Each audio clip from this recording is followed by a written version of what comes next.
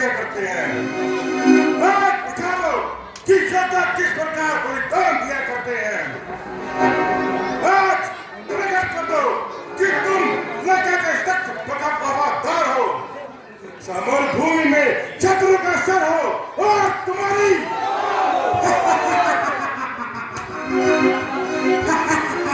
शाबाश। मेरे सौभाग्य का क्या ठिकाना है, इसका एक एक भी तख्ताए जमाना है। भला उन वनवासियों की हमसे युद्ध करने का क्या ताव है। एक और साधारण चिड़िया और दूसरी ओर उस्ताद है।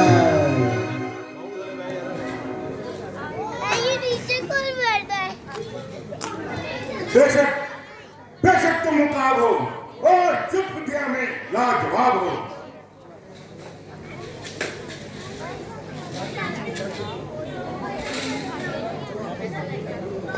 महाराज की जय हो। महाराज, किष्किंधा से एक दूत आया है और वह आपके सामने हाजिर होना चाहता है। शांति दूत बहराम, उसने पहले ही शांति दूत भेज दिया।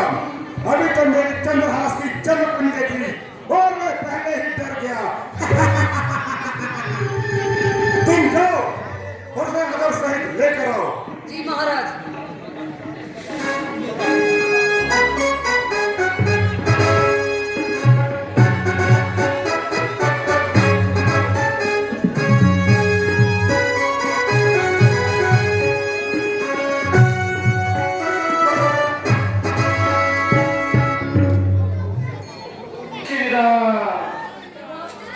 भाई साहब, इसे बाहर रख के जाइए।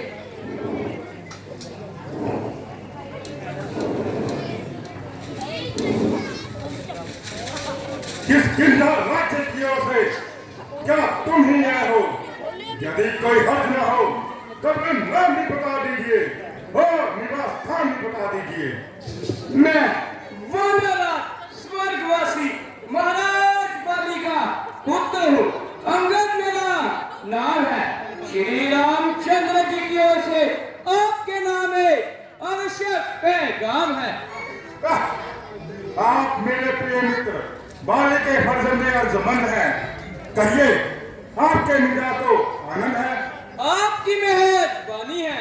किंतु मुझे इस बात की हैरानी है कि तूने ये नीच कार्य करने की क्या ठानी है। आप मुझे कुछ भी कहे, भला मैं आपकी बातों का कब बुरा मानता हूँ, बल्कि आपकी इन बातों को सहन करता हुआ आपको समझाना अपना कर्तव्य जानता हूँ। क्योंकि आपके और पिताजी के ना केवल गहरे संबंध थे, आप एक दूसरे के खास मेहमान भी रह चुके हैं और जहाँ तक मुझे ज्ञात है आप एक दूसरे के मेहरबान भी रह चुके हैं। इसी अगाध प्रेम के कारण मुझे आपसे इतनी हमदर्दी है। अस्तु प्रथम श्री हनुमान जी द्वारा भावी आपदाओं की सूचना कर दी है। मेरे पास इतना वक्त नहीं जो तुम्हारी फालतू बकवास को सुनूं।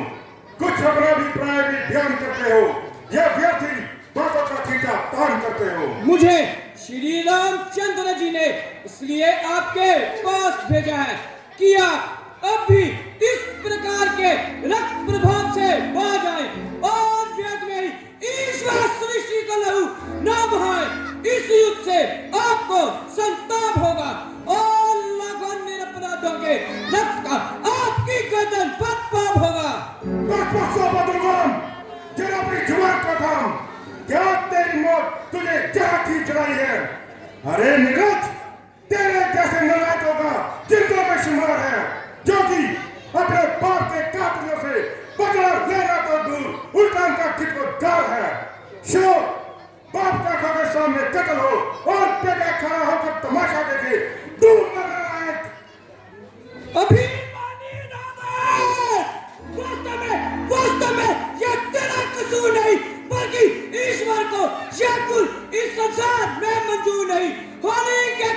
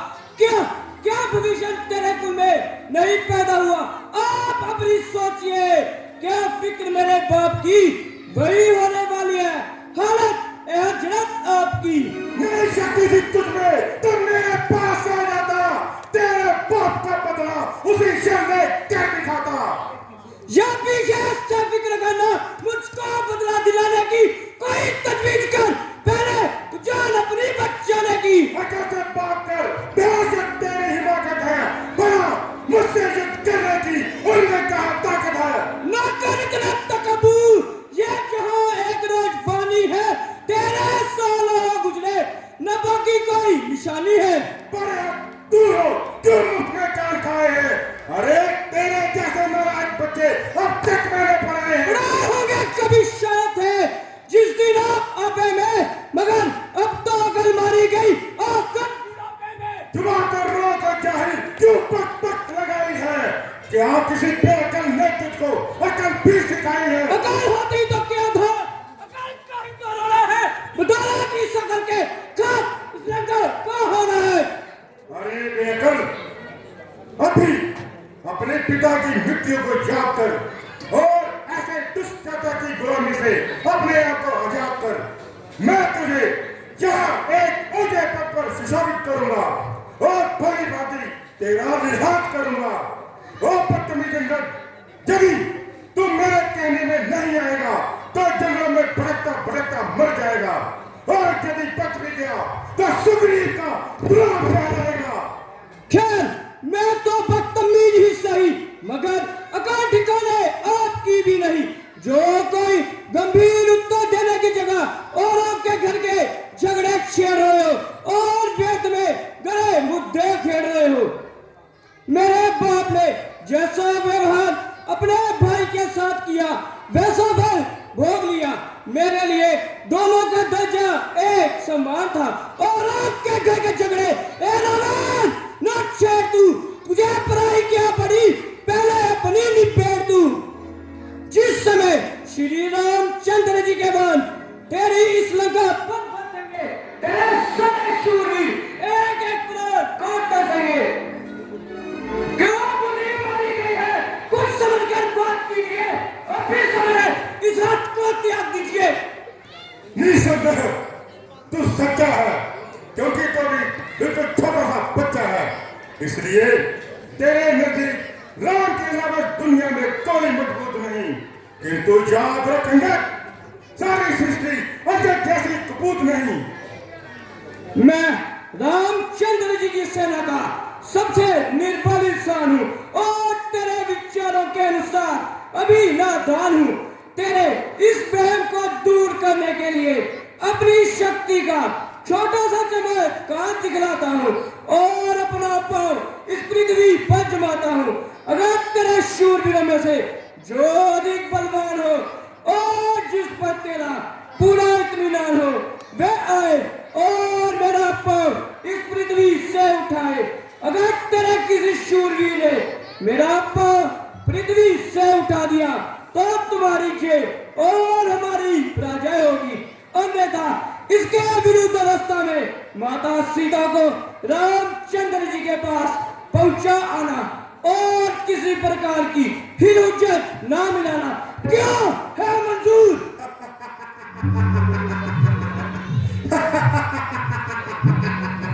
हाँ, मंजूर है। तो बुला अपने शूरवीरों को, अब देर करना बेकार है। जय श्री राम। तेरे लिए तो मेरे छोटा सा वीर ही काफी है। रक्तदंता, तुम जाओ।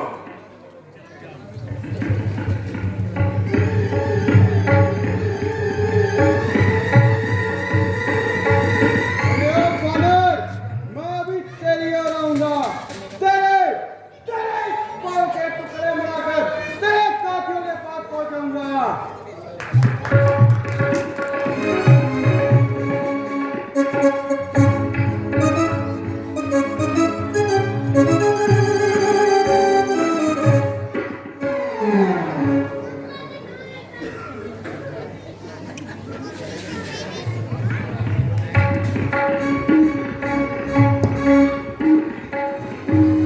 युद्ध में देखेंगे।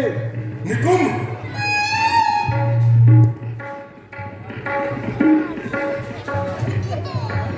मैं अपनी वीरता के आपको जोहर दिखाता हूँ। नजर मेरी ओर रखना, पैर क्यों क्यों उठाता हूँ। हुक्म हो तो भी इस पांव के लाखों टुकड़े बनाता हूँ। मैं ताकत दिया कुदरत ने मेरे दस्ते बाजुओं में जमीनों आसमां का वजन कर दूं अपने इस तराजू में। खबरदार हो बुजुर्ग, अपना पांव धरती पे अच्छी तरह से आजमा ले, फिर मत कहना कि मुझे पांव आजमाने का अवसर ना मिल पाया।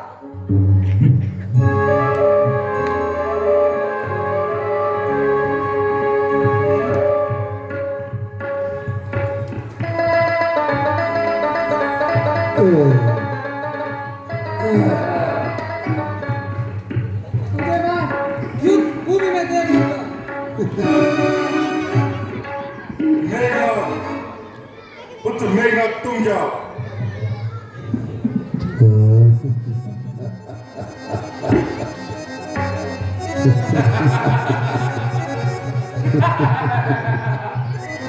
चलूंगा जिस जमीन पर उस जगह भूचाल आएगा। अरे जमीन तो एक तरफ आकाश की तरफ जाएगा। मुजस्सिम का रूप है, तू मेरा अवतार लाएगा। अरे भस्म होने लगा जो भी मुझे नजर मिलाएगा। इसे तो एक झटके में कई चक्कर खिला दूं। अरे तो एक तरफ पूरे ब्रह्मांड को हिला दूं।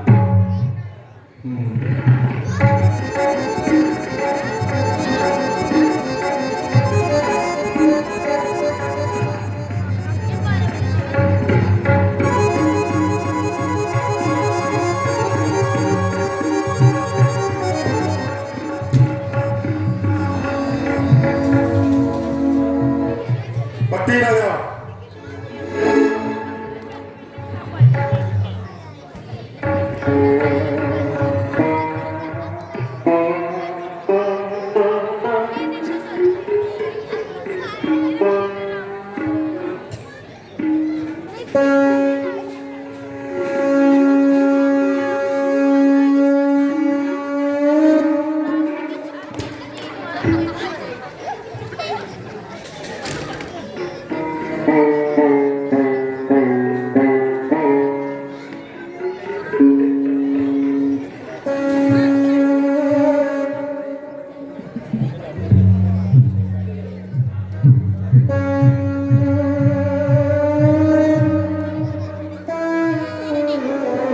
कुंभकर्ण आप चाहिए।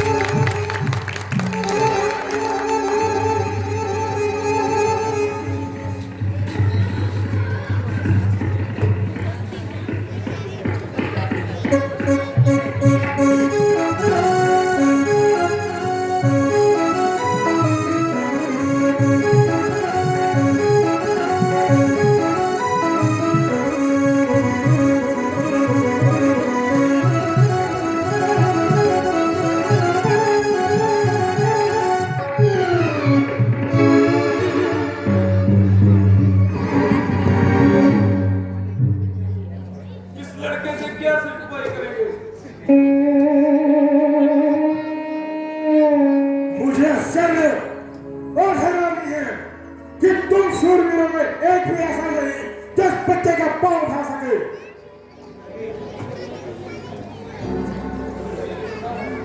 खड़ा है सोने में, भ्रम अपना मिट डाले तू। अगर कोई बाकी बचा है तो उसे भी बुला ले तू। अब इस समय है इस लंका को तबाही से बचा ले तू। अरे नीरज, जो तेजी की जुबान चला रहा है और इस तुच्छी बात के लिए न्याय से निकला जा रहा है। अपना सारा बल लगा ले और पांची तेरा जमा ले। मैं भी तेरा भी मौत तोड़ूंगा, और क्या तेरा अस्तित्व संसार को जाकर फेंकूंगा। वाह क्या दीवाना, होश में तू अपने आ रहे, मेरे कन्नों में नाक न हाथ अपना लगा रहा। यदि तुझे तेरा गुनाह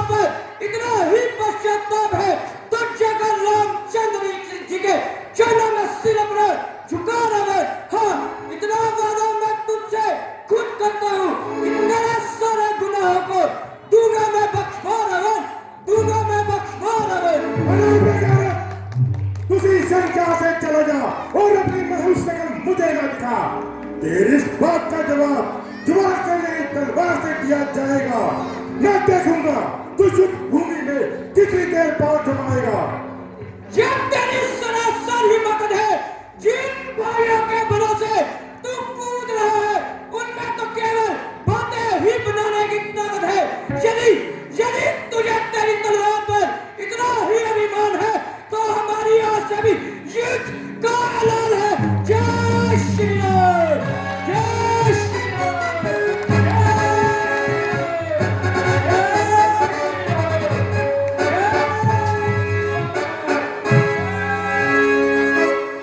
असल में राम हमसे डरता है, इसलिए बार बार दूत आदि भेजकर संधि की प्रार्थना करता है, किंतु जहां कौन सी मौत की नाक है जो पिघल जाएगी। पिताजी, यदि ऐसे अरे गहरे लंका में आएंगे तो हम किसी को क्या मुंह दिखाएंगे। माना कि अंदर का पांव तितली से हिल ना सका, लेकिन हमें पूरा मन लगाने का अवसर कहाँ मिला। बहुत हमारा तो एक कर्तव्य है, इसमें हमें कोई बहादुरी नजर नहीं आती, इसमें कोई वीरता थोड़ी है।